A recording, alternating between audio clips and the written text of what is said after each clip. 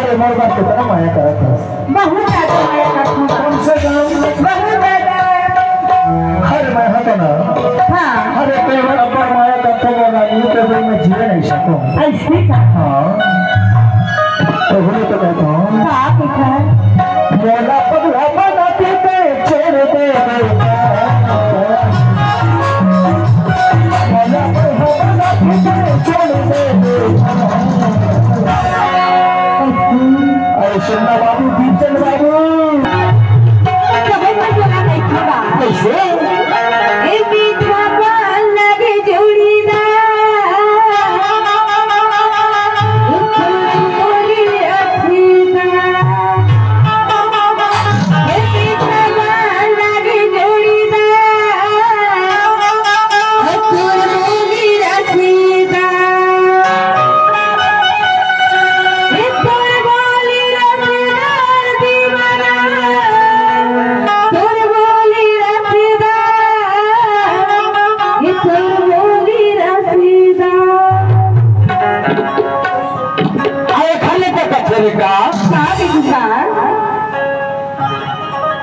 hello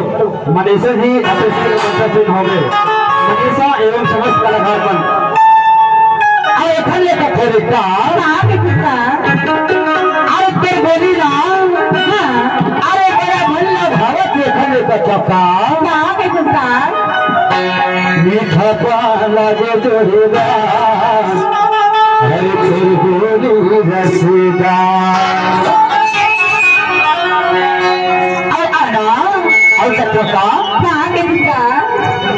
मीठा पान लगे जोड़ा मीठा पान लगे जोड़ा